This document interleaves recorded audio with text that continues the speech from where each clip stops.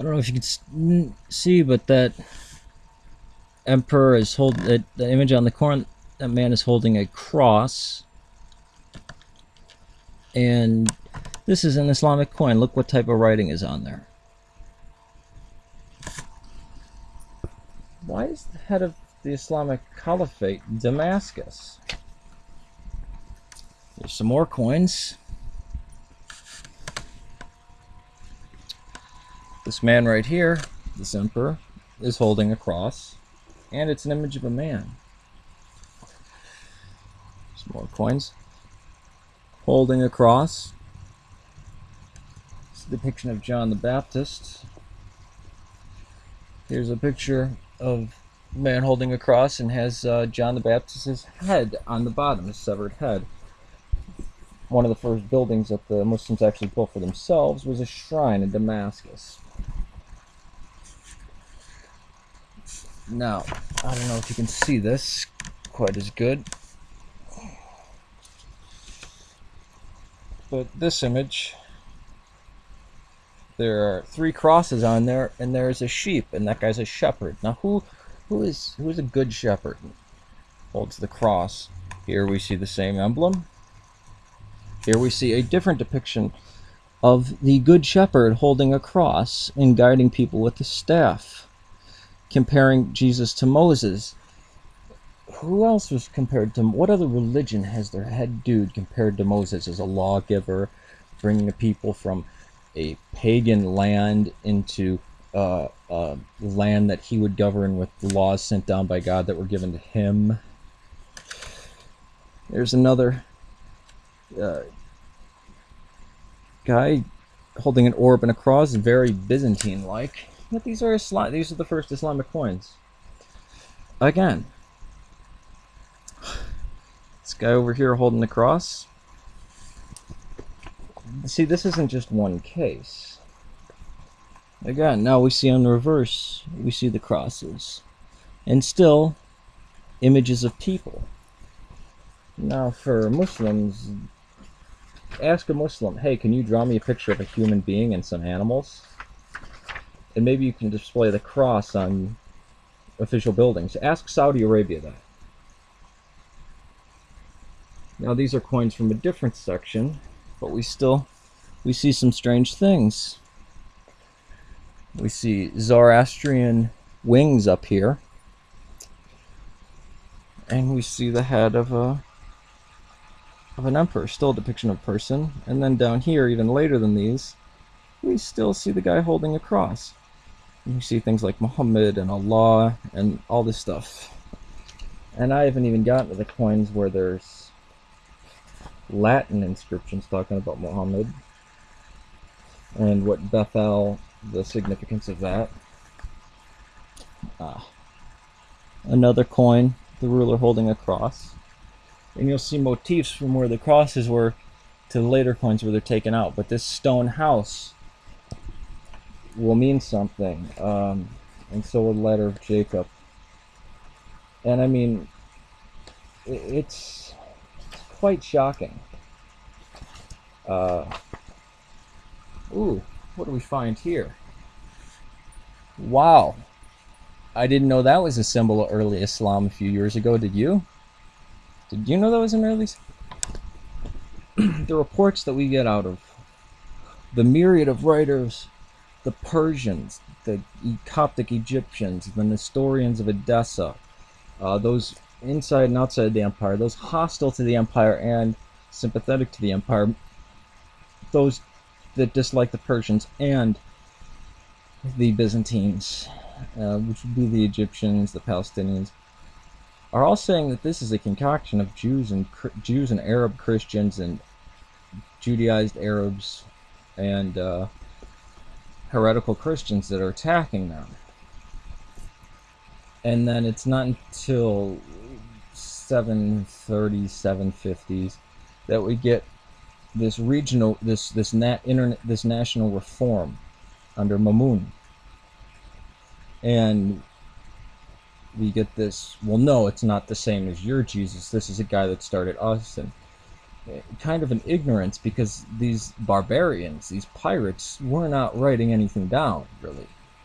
I mean, they didn't have chroniclers like the Byzantines or the Persians had. These kind of arose up out of the desert. So you had two buffer states, the Lachemids and the Ghassanids.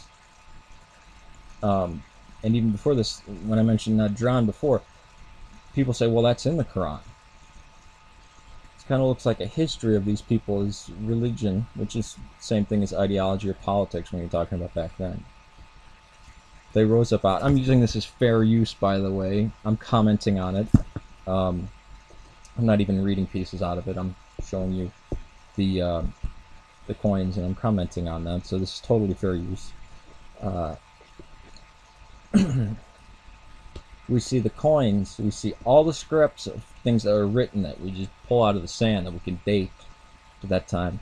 These people kind of acting like they're the new Byzantine emperor or new Byzantine regents for that area.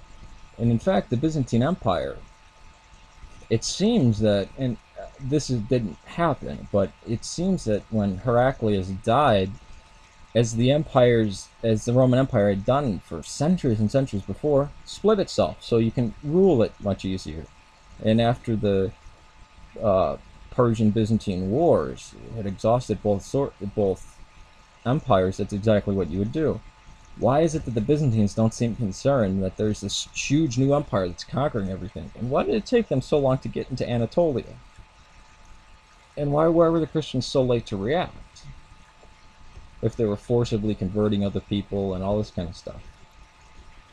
How is it that we hear of a conquest of Egypt, but at the same time we have dual sources saying that they walked into Egypt, that they were just there, that the bishops and everybody else didn't seem to care? Why do they act so differently in North Africa than in Edessa, or in Syria, or in Persia, or in the south? Why do people in the South think it's standard operating procedure? They don't see a shift in anything.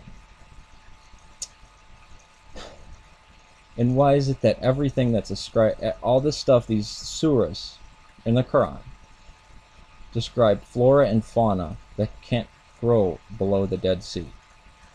It seems like the Quran is taking place in Palestine or Jordan, because none of the stuff they mention, the grapes, the palm, everything, the flora, the fauna, the culture, was not below Yathrib, Medina. It wasn't even in Medina. It had to be the Dead Sea or above. And the pagans, the heathen, the non-believers, the idolaters, sound very, very Christian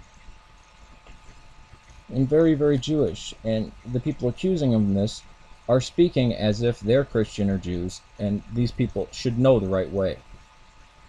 Which is the same concern that the iconoclasts had. They sound like typical Byzantine iconoclasts. Because the iconoclasts say, yes, we've been using iconography for hundreds of years, but you should return to the old way. Our ancestors, they didn't have these icons. We should return. But, it's this iconography is so pervasive. You guys are idolaters.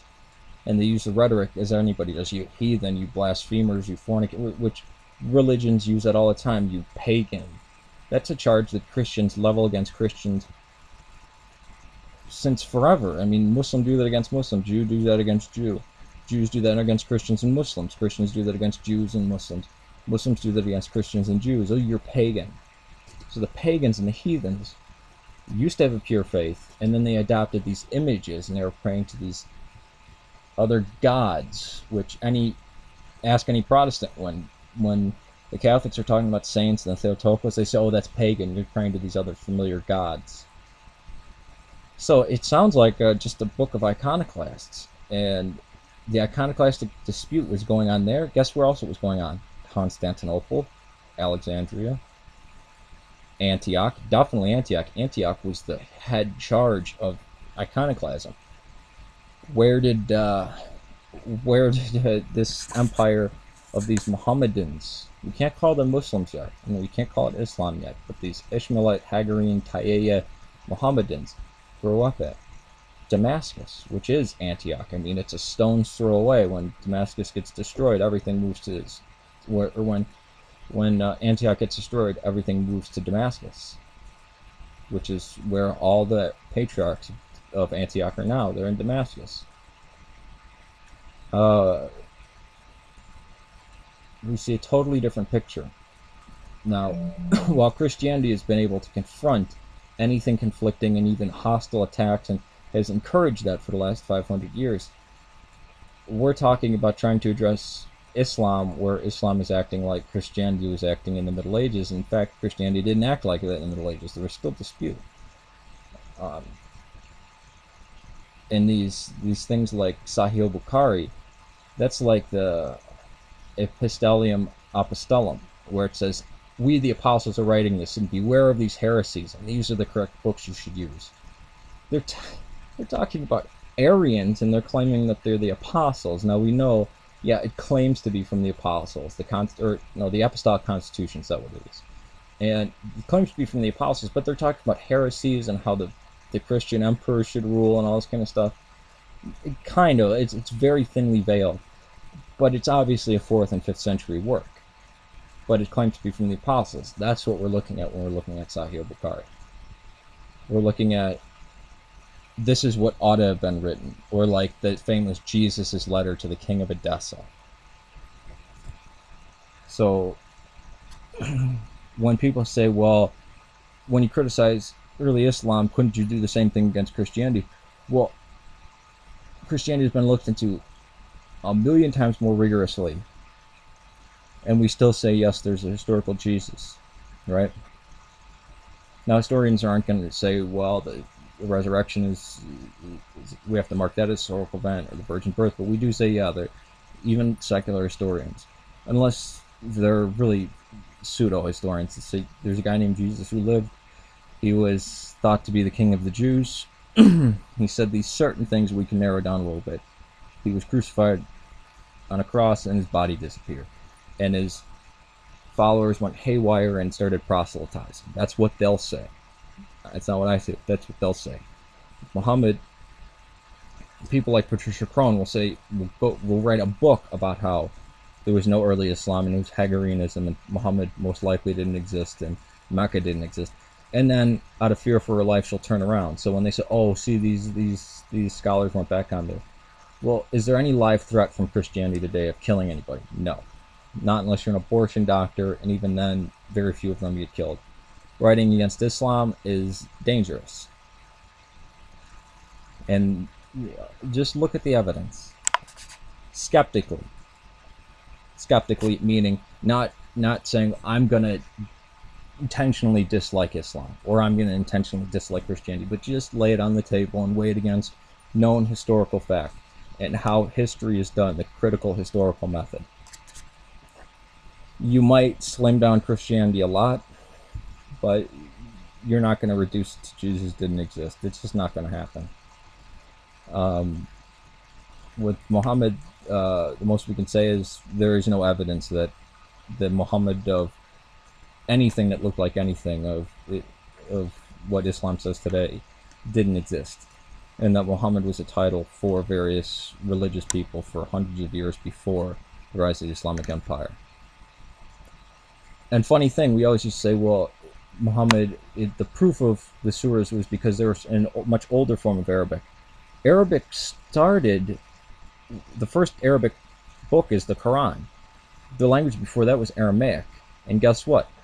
That's what the original Quran was, and they can find it clearly now. Syro-aramaic rendering of the Quran.